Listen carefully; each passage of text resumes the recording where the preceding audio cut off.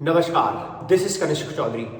देखिए, आज की वीडियो वो सब लोगों के लिए नहीं है, ये स्पेसिफिक उन लोगों के लिए है जिनको कमर में दर्द है और जो सच में ही अपने कमर का दर्द सही करना चाहते हैं। चाहे 10 साल से है, चाहे 5 साल से है, चाहे 1 साल से है, चाहे 1 महीने से। अगर आप ये वीडियो पूरी देखोगे तो जरूर लंबी होगी वीडियो, क्योंकि मैं जब अपनी सारी एक्सपीरियंस आपको शेयर करूंगा बैक पेन से रिलेटेड, बैक पेन आपको कैसे ठीक करना है, कौन सी आप एक्सरसाइज करोगे, क्या आप दवाई खाओगे, तो मैं सब कुछ कवर करूंगा। क्योंकि एक भाई काफी दिन से परेशान है, वो भाई बार बार कमेंट कर रहा है कि मुझे बताओ स्लिप डिस्क के बारे में थोड़ा सा बताओ, मेरे पेन है, मैं परेशान हूं। तो मैं अपना एक्सपीरियंस भी शेयर कर रहा हूं उस भाई के लिए और उन सभी लोगों के लिए हेल्पफुल होगा जो सच में ही अपना कमर का दर्द ठीक करना चाहते हैं। मैं थोड़ा सा समय जरूर लूंगा आपको, लेकिन जो चीज मैं बताऊंगा आपको वो मेरा खुद का एक्सपीरियंस है, जो मैंने जगह जगह डॉक्टरों पे धक्के खाए हैं कमर दर्द ठीक करने के लिए 1.5 साल, वो एक्सपीरियंस शेयर करूंगा। साथ में बताऊंगा कि आप क्या कर सकते हैं अगर आप ये मेरे स्टेप फॉलो करेंगे ना, जो मैंने किया है। और मैं योगा भी कराता हूँ, आपको पता है, तो मैं काफी लोगों का दर्द ठीक भी कर चुका हूँ लोअर बैक पेन। तो इस बात को आपको ध्यान में रखना चाहिए। और अब एक बात आपको बोलना चाहता हूँ, आप पहली बार चैनल पर आए, सब्सक्राइब करें, क्योंकि ऐसा कंटेंट मिलेगा आपको यहाँ। और ये वीडियो उन्हीं के लिए जिनको कमर में दर्द है, बाकी लोग आप वीडियो ना देखें, जिनको दर्द है सिर्फ वही देखें, वही अपना टाइम इस वीडियो में दें। अदरवाइज अपना कोई ऐसा काम करें जो आपको और ज्यादा इंपॉर्टेंट हो सकता है। कमर के दर्द वालों के लिए ये टाइम इंपॉर्टेंट है, ठीक है। तो चैनल सब्सक्राइब नहीं किया तो सब्सक्राइब करें, वीडियो को लाइक करें और शेयर करें। और रखूंगा मैं वीडियो, जो बात है वो आपको समझाने की कोशिश करूंगा। तो चलिए वीडियो शुरू कर लेते हैं। देखो, कमर का दर्द बहुत ही खतरनाक दर्द है। कैसे दर्द है, पहले मैं अपनी एक्सपीरियंस कर देता हूँ शेयर। क्योंकि जब मैं क्रिकेट खेला करता था तो डाइट इतनी नहीं अच्छी हुआ करती थी, मेरी मेहनत बहुत ज़्यादा हुआ करती थी। सुबह 5 बजे से लेके फिर 8-9 बजे तक, 10 बजे तक प्रैक्टिस, उसके बाद शाम को प्रैक्टिस हुआ करती थी। फिर दिन में कभी मैच खेल रहे हैं, खाने पीने का भाई ऐसा कोई प्रोटीन की चीज़ हुआ नहीं करती थी। अपने शरीर से ज़्यादा भागने दौड़ने पे ध्यान रहा करता था, खेलने पे, रन बनाने पे और विकेट लेने पे ध्यान रहा करता था। उसमें क्या होता था, हम मेंटली भी हराश रहते थे, थके हुए रहते थे, करने का प्रेशर रहता था बहुत ज़्यादा, और डाइट तो हमारी हो ही नहीं पाती थी। तो होता क्या था, जब इतने सालों तक ये चीज़ चलती चली गई, तो एक दिन मैं क्रिकेट खेल रहा था, स्वीप शॉट खेल रहे थे, हम प्रैक्टिस कर रहे थे, तो एक कमर में कुछ चनका सा आया, आवाज़ सी आई कट, और उस दिन के बाद से मेरे को दर्द रहना स्टार्ट हो गया।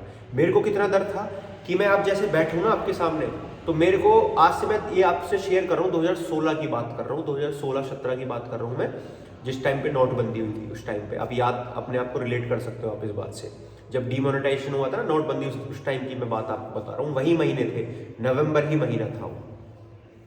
तो क्या हुआ था कि मैं स्लिप एक मारा था शॉट, तो उस टाइम स्लिप डिस्क हो गई, कमर खिंच गई, तो इतना दर्द हुआ उसके बाद कि मैं ना हिल पा रहा था, ना मैं उठ पा रहा था, ना मैं बैठ पा रहा था, लेट पा रहा था। हर एक मूवमेंट में मेरे को दर्द था, और दर्द कितना कि मैं हर बार और कुछ काम ही नहीं कर पा रहा हूँ मैं। भाई मैंने बेड रेस्ट भी कर लिया, मैंने हर डॉक्टर को दिखा लिया, मैंने MRI करा लिया, डॉक्टर ने बता दिया कि इसे रेस्ट करो, फिजियोथेरेपी करा ली। भाई फिजियोथेरेपी 6-6 महीने मैंने लगातार कराई है यार, 6 महीने लगातार। सोचो कितने पैसे मैंने फिजियोथेरेपी वाले को दिए थे। उस टाइम पे मैं योग नहीं करा करता था, क्रिकेट ही खेला करता था, प्रोफेशनली क्रिकेट, ठीक है। उसके बाद फिर जब मैं कमर में दर्द हुआ, अब ठीक भी करना है यार, क्योंकि एक स्पोर्ट्स पर्सन के लिए सबसे ज़्यादा जरूरी क्या है कि उसको अपने कोई दर्द में नहीं रहना है। क्योंकि अगर वो दर्द में रहेगा तो उसका ध्यान वहीं रहेगा, उस दर्द पे, ना कि खेलने पे रहेगा। तो वो दर्द ठीक करना था। अब दर्द ठीक करने के लिए जगह जगह गए, जैसे मैंने आपको बताया। तो डॉक्टर ने बताया कि ऐसे करो, रेस्ट करो, एक्सरसाइज करो, फिजियोथेरेपी करो। अब फिजियोथेरेपी वाले क्या है, फिजियोथेरेपी वाले भाई भी क्या करते हैं, पहले स्टार्टिंग में तो कुछ टेंसेस वगैरह लगाते हैं वो, उसके बाद में भी वो भी एक्सरसाइज ही कराने लगते हैं। फिर क्या हुआ, फिर मैंने जिम ज्वाइन कर लिया। तब तक मैं जिम ज्वाइन नहीं कर रखा था मैंने, क्योंकि क्रिकेट खेलते थे तो ग्राउंड पे सारा वर्क हुआ था। तो फिर जिम ज्वाइन करा धीरे धीरे, जिम में वर्कआउट करने लगा। कुछ अच्छे लोगों से मैं मिला जिन्होंने बताया कि कमर के दर्द कैसे ठीक हो सकता है, जो ट्रेनर्स होते हैं जिम में, या फिर इन्हें भैया बोलो आप, बड़े लोग जिनको ज़्यादा नॉलेज है। हर तरीके के लोग हैं जिनको ज़्यादा नॉलेज है, वो आपको पता लगेगा बात करके कि कौन से लोगों से आप मिल रहे हो, कैसी आप बातें कर रहे हो, क्या उनसे लेना चाह रहे हो, किस तरीके से चीज़ उनसे पाना चाह रहे हो। तो मैं ऐसे लोगों से मिला, उन लोगों के पास ज़्यादा रहा जिनको ज़्यादा ज्ञान है और जिनको ज़्यादा अपनी बॉडी के बारे में एक्सपीरियंस है, जो ज़्यादा लोगों से ऐसे मिलते हैं, डील करते हैं। तो एक ने बहुत ट्रिगर चीज़ बताई जो मैं आपको अब शेयर कर रहा हूँ, वो है विटामिन डी। ये चीज मेरे को पता लगी 1 साल बाद। मेरे को दर्द कितना रहा था, कम से कम 1.5 साल दर्द रहा था। 1.5 साल बाद मेरा दर्द बिल्कुल ठीक हो गया था। 1.5 साल तक मुझे दर्द बना रहा था। पहले 6 महीने 8 महीने तो बिल्कुल ही दर्द था। उसके बाद कभी कम होता था, कभी ज़्यादा होता था। किसी दिन मैं सुबह उठ रहा हूँ ज़्यादा दर्द है, किसी दिन मैं रात को सो रहा हूँ तो दर्द ठीक है लेकिन सुबह दर्द है, सुबह दर्द नहीं है। मतलब कभी हो रहा था, ऑन एंड ऑफ ऐसे दर्द होता रहता था, लेकिन हमेशा रहता था। फिर उन्होंने बताया कि भाई विटामिन डी लो। बहुत बार क्या होता है, ये किसी डॉक्टर ने नहीं बताया मुझे, ये उन एक्सपीरियंस से मैंने उनसे ये चीज़ ग्रैब करी कि आप एक काम करो, विटामिन डी लो, विटामिन डी से आपका ठीक हो जाएगा ये। मतलब बहुत बार क्या होता है ना, विटामिन डी नहीं होती बॉडी में तो और ज़्यादा जो विटामिन होते हैं वो बॉडी में डिजॉल्व नहीं हो पाते हैं। और ये बहुत अच्छी बात, क्योंकि किसी डॉक्टर ने शेयर नहीं करी थी, किसी चीज़ ने बताई नहीं थी। मैंने भाई विटामिन डी लेना स्टार्ट कर दिया और मैं वीक में एक टैबलेट या कैप्सूल उस टाइम पे मैं लेता था, जो मुझे मेरे हिसाब से, मैं आपको भी टिप दे रहा हूँ, आपको लेनी चाहिए। मैं सबको बताता हूँ जिनको कमर में दर्द होता है, विटामिन डी की डेफिशिएंसी होती है और 90% लोगों में होती है, क्योंकि हम सन के सामने नहीं जाते, धूप के सामने नहीं जाते, धूप में हमारा काम कम होता है। और फिर ऐसा चीज़ जिन डेयरी प्रोडक्ट में ज़्यादा होता है, तो ऐसे डेयरी प्रोडक्ट भी आपको इतनी क्वालिटी वाले नहीं मिल रहे जिसमें आपको विटामिन डी इतना भरपूर मिल पाए। तो अधिकतर की बॉडी में कम रहता है, तो मैं आपको सजेस्ट करूंगा कि आप भी विटामिन डी लो। विटामिन डी लो, वीक में एक बार लेना है और कम से कम इसका कोर्स आप करो 3 या 4 महीने का। 3 या 4 महीने का कोर्स करो आप, कम से कम 10 वीक्स का कोर्स करो, फिर छोड़ देना 4-5 हफ्ते, 3-4 हफ्ते, फिर दोबारा स्टार्ट करना, 2-3 बार करना है ऐसे जरूर। ठीक है, पहली टिप ये है, प्रीमियम टिप दे रहा हूं मैं आपको। ये टिप ऐसी है जो आपको दर्द को ठीक करेंगी, बढ़ाएंगी नहीं। आपको ध्यान लगाना है, सीरियस पेन से आप अगर सफर कर रहे हो ना, ठीक करना चाहते हो, या तो कोई स्पोर्ट्स खेल रहे हो आम जिंदगी में भी आप, तो विटामिन डी लो। ठीक है, विटामिन डी ले लिया आपने, और साथ में आप कैल्शियम मल्टीविटामिन तो अपनी लोगे ही लोगे सारी, वो तो आपको खानी है, वो तो नेसेसरी है। मल्टीविटामिन में आप बीकासूल ले सकते हो, विटामिन सी, विटामिन B12 और विटामिन डी आप लोगे, और कैल्शियम जरूर लोगे। ठीक है, ध्यान रखना कैल्शियम, ये सारी दवाई का थोड़ा खर्चा करना पड़ेगा आपको, महीने में 500-600 रुपए का लोगे, बहुत अच्छी बात है, गुड।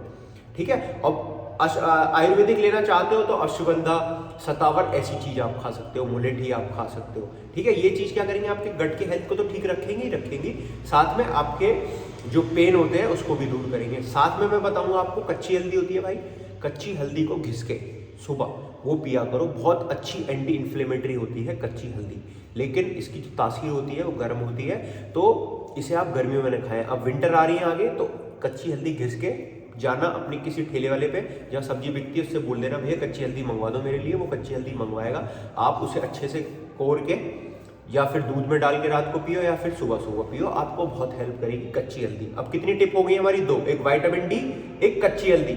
ठीक है, आगे मैं आपको आसन भी बताऊंगा इस वीडियो में। वीडियो लंबी हो रही है मुझे पता है, बट कोई बात नहीं, आप समझने को तैयार हो तो मैं समझाने को आपको पूरा तैयार हूँ। ठीक है, 2 टिप हो चुकी है हमारी।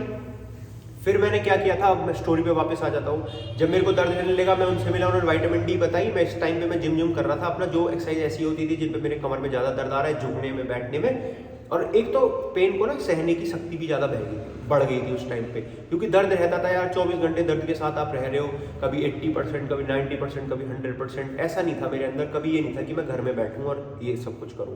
मैं करता ही था, जो भी हो रहा है कोई बात नहीं, मैं बेल्ट बांध के, कसली बेल्ट पूरी टाइट, आगे पीछे मैं करता रहता था, लेकिन ये बात मेरे अंदर थी।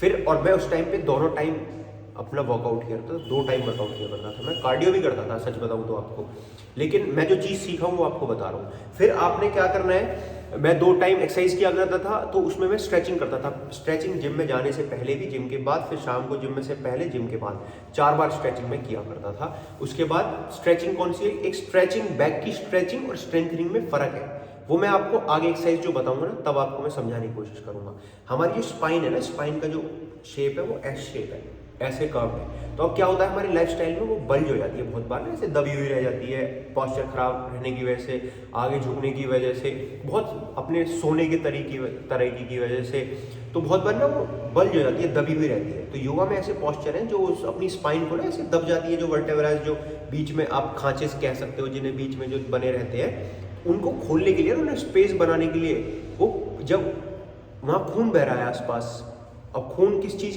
चीज़ से चलेगा आपका, आप जो सांसें ले रहे हो ना, इस सांसें से जब ब्लड ऑक्सीडेशन बढ़ेगी तो वहाँ पे जगह बनेगी, उन वर्टेब्रास में वो खुलने की कोशिश करेंगे।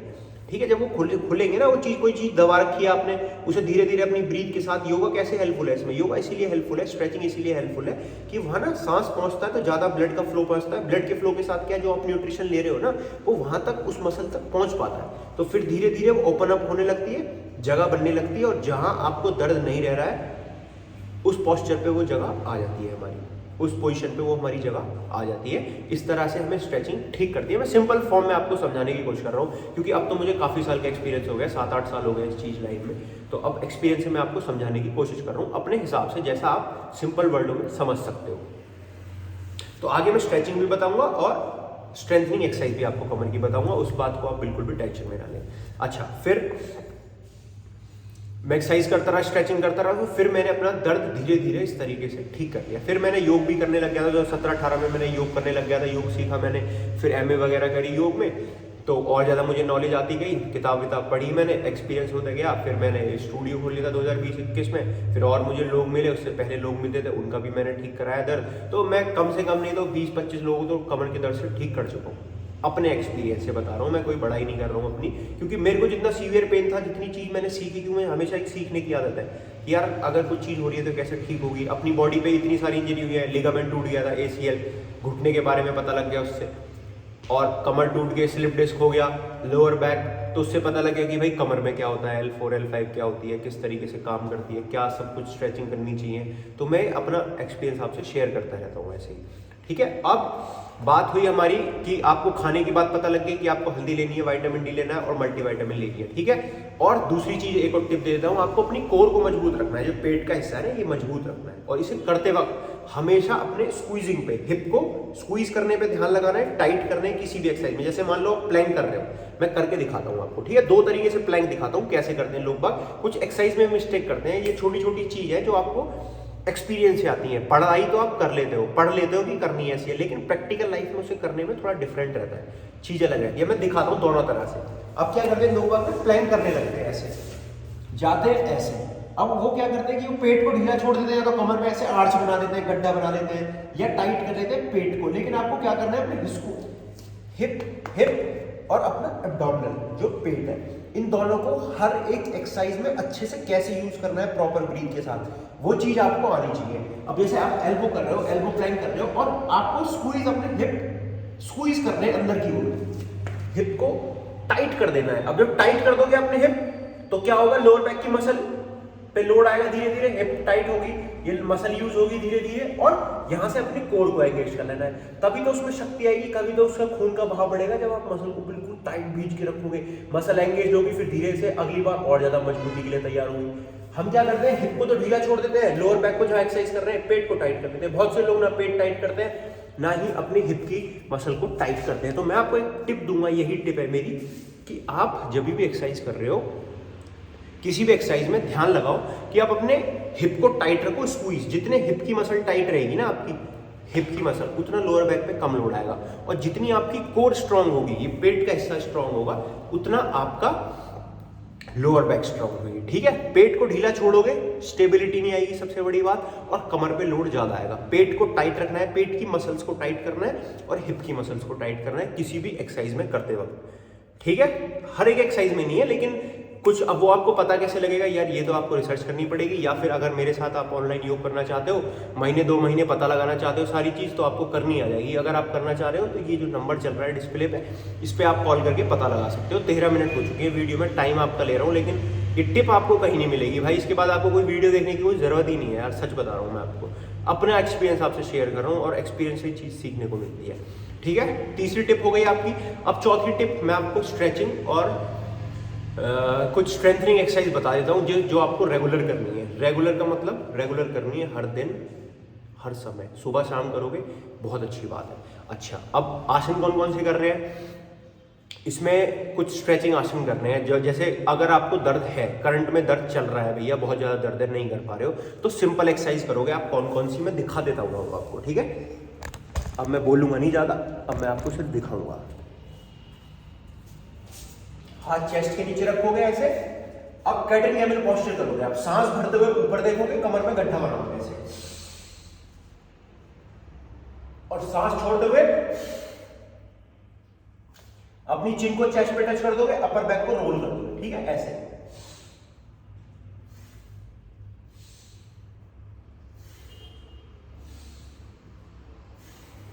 अभी मैं तो जल्दी जल्दी कर रहा था, लेकिन आपको इस पोस्चर में रुकना है 10-10 सेकंड, ठीक है। पहली आसन ये होगी। दूसरा क्या होगा आपके लिए, अगर दर्द है तो बता रहा हूं मैं। दूसरा, आप पैर खोल लेना आगे से, पीछे से पंजे मिला लेना एक साथ, हाथ आगे स्ट्रेच करना और अपने हिप को पीछे की ओर और हाथ को आगे की ओर। इसे योग में चाइल्ड पोज भी कहा जाता है। अब देखो इससे होगा क्या, ऐसे जब हाथ खींच रहे हो ना आप, ये तो ये कमर आपकी लैंगुएट हो रही है, यानी खिंच रही है। हमारी प्रॉब्लम क्या है कि हमारी जो पूरी स्पाइन है वो दबी रहती है, बल्ज रहती है ना। तो इस पोस्चर में क्या हो रहा है, हाथ आगे की ओर है, हिप पीछे की ओर है, तो आपका वो स्पाइन का जो मूवमेंट है ना वो स्ट्रेट हो रहा है, वो खिंच रहा है। तो वहां जगह बनेगी, स्पेस बनेगी धीरे धीरे, और आपको फायदा मिलेगा। 2 आसन हो गए, सिंपल आसन है जो ये आपको बेड पे भी कर सकते हो, जमीन पे भी कर सकते हो, मैट बिछा के।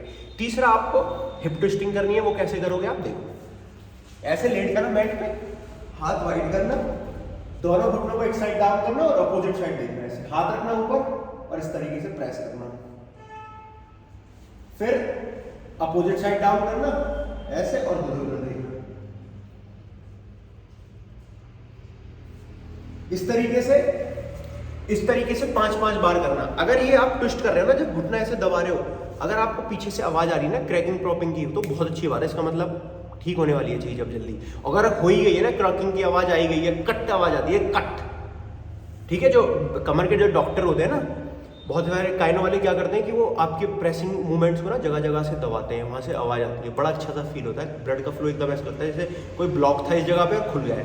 अगर आप ऐसे ट्विस्ट करोगे ना और कमर कट हो गई, आपकी आवाज आ गई है, तो बहुत अच्छा आपको फील होगा। थोड़ा सा प्रेशर डालना पड़ेगा, ट्विस्ट करना पड़ेगा, जैसे कपड़े को निचोड़ देना, ऐसे आपको अपनी कमर को ऐसे निचोड़ना पड़ेगा। जैसे समझ लो ये कपड़ा है और ऐसे आप इसे निचोड़ रहे हो, पैर इधर और हाथ इधर की ओर, ठीक है। 3 स्ट्रेचिंग हो गई है आपकी सिंपल। आप चौथी आप क्या कर सकते हो, चौथी भी मैं बताता हूं आपको। 3 स्ट्रेचिंग आई थिंक इनफ है अगर आपको दर्द है तो। 3 स्ट्रेचिंग में चौथी आप कैट एंड कैमल में आके ना ऐसे, और हल्का सा लेफ्ट साइड, हल्का सा राइट साइड, लेफ्ट और राइट, अपने हिप को चलाना। अब इसमें आप भुजंगासन कर सकते हो, कोबरा पोज, ऐसे लेटना, हाथ चेस्ट के अराउंड, सांस भरते हुए ऊपर उठ जाना, धीरे धीरे कमर को ढीला छोड़ना, जहां तक आप पहुंच पा रहे हो ना वहां तक करना। पैर खोल लोगे तो कंफर्टेबली ऊपर जा सकते हो, पैर अगर एक साथ रखोगे तो इतना ऊपर नहीं जा पाओगे आप, ठीक है। तो दोनों तरफ से जैसे आपको ठीक लगे ऐसे करना, ऊपर की ओर, राइट साइड गर्दन घुमाना, राइट साइड देखना, फिर अपनी गर्दन को लेफ्ट साइड घुमाना और लेफ्ट पंजा देखना अपना, ठीक है। अगर आपको अभी भी कोई समस्या हो रही है ना, तो कॉल जो नंबर जो चल रहा है ना, इस पे आप पूछ सकते हो, योगा क्लास भी ज्वाइन कर सकते हो। महीने 2 महीने में आपको अपनी कमर पे फर्क लगेगा, ठीक है। अब कुछ स्ट्रेंथनिंग एक्सरसाइज क्या होंगी भाई, स्ट्रेंथनिंग एक्सरसाइज, एक तो लेट जाओगे आप उल्टे, हाथ कर लोगे सीधे सामने,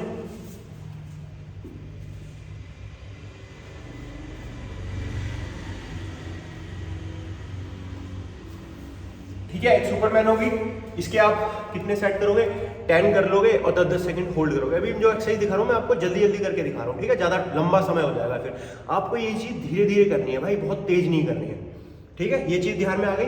अब दूसरी आप कर सकते हो सेतु बंद आसन, ऐसे लेट के पैर पकड़ लो अपने हाथ में, पैर हाथ में नहीं आ रहे तो मैट पकड़ लेना, यहां से ऊपर उठ जाना ऐसे और नीचे।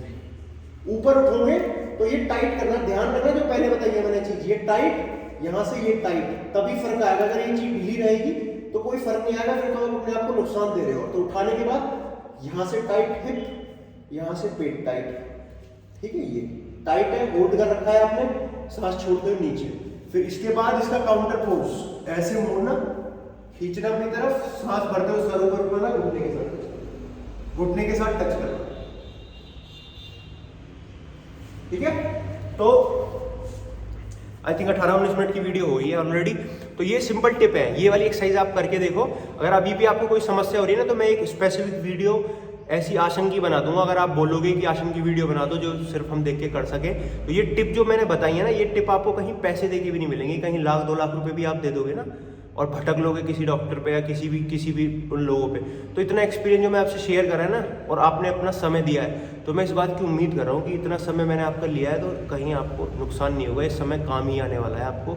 और ये वाला जो एक्सपीरियंस है ना, ये मेरा 8 साल का एक्सपीरियंस मैंने आपसे शेयर करा है, इस बात का आप ध्यान रखना, राइट। इससे भी ज़्यादा एक्सपीरियंस है मुझे, लेकिन मैं कितना शेयर करूँ, धीरे धीरे शेयर कर सकता हूँ, बात याद आती रहती है, मैं आपको बताते रहता हूँ।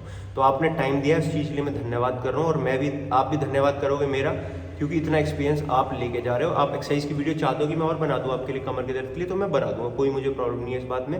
मैं तो चाहता हूँ कि अगर इतनी लंबी वीडियो कोई एक जना भी देख रहा है ना, मेरा ज़िंदगी में एक जना भी मैंने ठीक कर दिया तो बहुत बड़ी बात है मेरे लिए। ऑलराइट, चलो तो भाई ध्यान रखो अपना, कमर का दर्द है जब भी आपने इतना लंबा समय दिया है तो वीडियो को लाइक, चैनल को सब्सक्राइब करो। किसी को दर्द है तो वाकई में ये वीडियो शेयर कर दो और वीडियो को लाइक कर दो, चैनल को सब्सक्राइब कर दो। Thank you so much for watching. अच्छे रहो, खाओ अच्छा पियो, खाओ, डाइट अच्छी रखो अपनी और प्रॉपर एक्सरसाइज करो, सब कुछ ठीक हो जाएगा। पॉजिटिव रहो, माइंडसेट जितना पॉजिटिव रहेगा उतना अच्छा जल्दी आपका दर्द सही हो जाएगा। हार नहीं माननी है कभी भी, चाहे 5 साल पुराना दर्द हो चाहे 6 साल पुराना दर्द हो, अपने आप को मजबूत बना के रखना। चलो धन्यवाद, नमस्कार, जय हिंद, करते रहो exercise. Thank you so much, मिलते हैं नेक्स्ट वीडियो में। रॉ वीडियो रखी है मैंने आपके लिए। Thank you.